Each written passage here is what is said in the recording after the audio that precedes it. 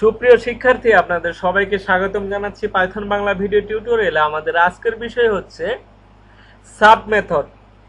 রিমোডুল থেকে কিভাবে আমরা সাব মেথড ব্যবহার করতে পারি সেই বিষয়ে কথা বলবো আজকে। আমরা চলে যাব সরাসরি আমাদের এডিটর পাইথনে। এখানে আমরা অলরেডি ইম্পোর্ট করে নিয়েছি রিমোডুলকে। এখানে আমাদের একটা ভেরিয়েবল আছে, এই ভেরিয়েবলের ভিতর আমরা একটা ওয়ার্ড রাখছি বাংলা। এই আরেকটা ভেরিয়েবল আছে আমাদের টেক্সট। এখানে আমাদের স্টেটমেন্ট হচ্ছে আই লাইক বাংলা সাবজেক্ট এবং বাংলা মাই মাদার ল্যাঙ্গুয়েজ। এই স্টেটমেন্ট আমাদের এখানে আছে। আমি চাচ্ছি আমাদের এই বাংলা ওয়ার্ডটা এই টেক্সট ভেরিয়েবল থেকে খুঁজে বের করে অন্য একটা ওয়ার্ড রিপ্লেস করব। আমি চাচ্ছি এখানে বাংলা বাদ দিয়ে এখানে হবে ইংলিশ, এখানে ইংলিশ হবে। সেই কাজটা কিভাবে করব? আমি চাচ্ছি রিপ্লেস করতে, সার্চ করে বের করব, এই ওয়ার্ডটা সার্চ করে বের করব এবং অন্য আরেকটা ওয়ার্ড রিপ্লেস করবে। সেই কাজটা কিভাবে করব আমি দেখাচ্ছি। প্রথমে আমি রিমোডুল থেকে ডট সাব, এই সাব মেথডটা নিব। এই সাব মেথড এর ভিতরে আমরা কি কি ইউজ করতে পারি বা কিভাবে ইউজ করব।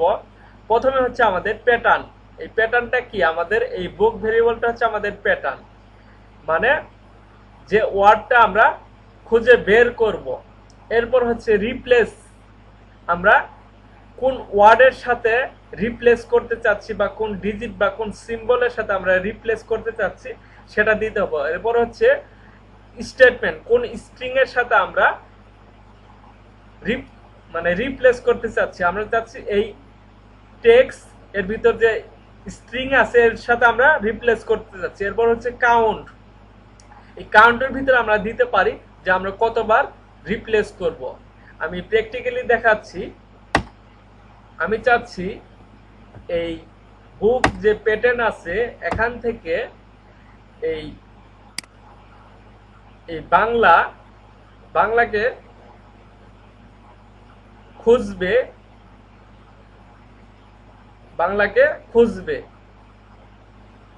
খুঁজে রিপ্লেস করবে। কি রিপ্লেস করবে? ইংলিশ।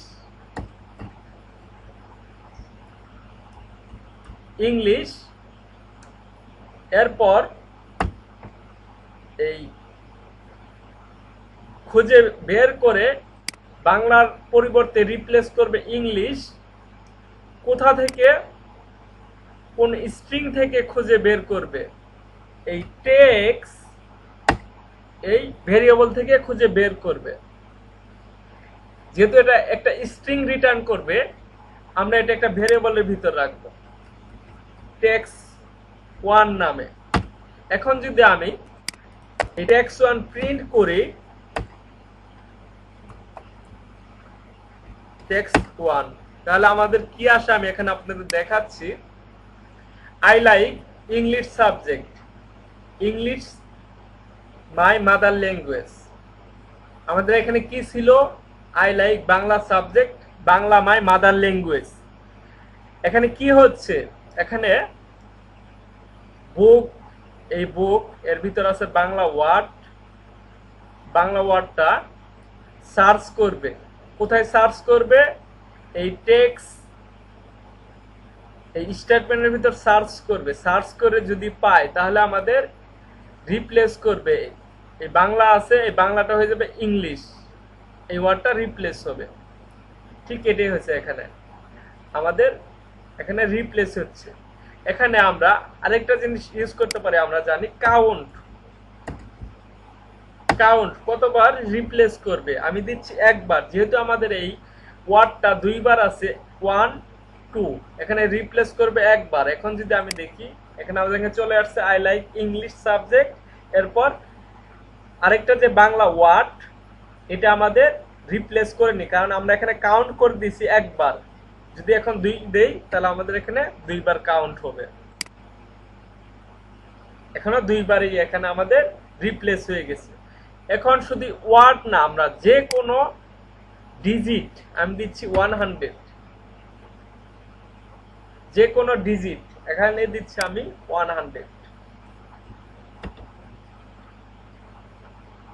যে কোনো ডিজিট দিয়ে আমরা সার্চ করতে পারি। যদি রান করি আমি কোডটা, ইয়েস আমাদের চেঞ্জ হচ্ছে।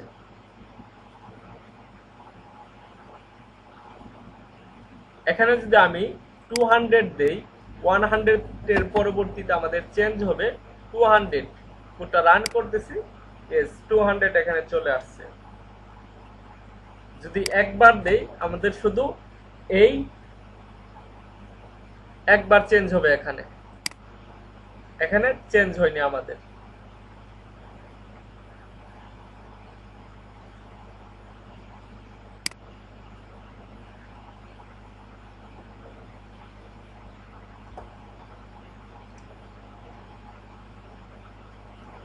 তো প্রিয় শিক্ষার্থী, আজকে আপনারা আরেকটা রিমডিউলের আরেকটা মেথডের ব্যবহার দেখলেন, যার সাহায্যে আমরা সার্চ করে রিপ্লেস করতে পারি। তো আজকের ভিডিও পর্যন্ত, সবাই ভালো থাকবেন। আসসালামু আলাইকুম।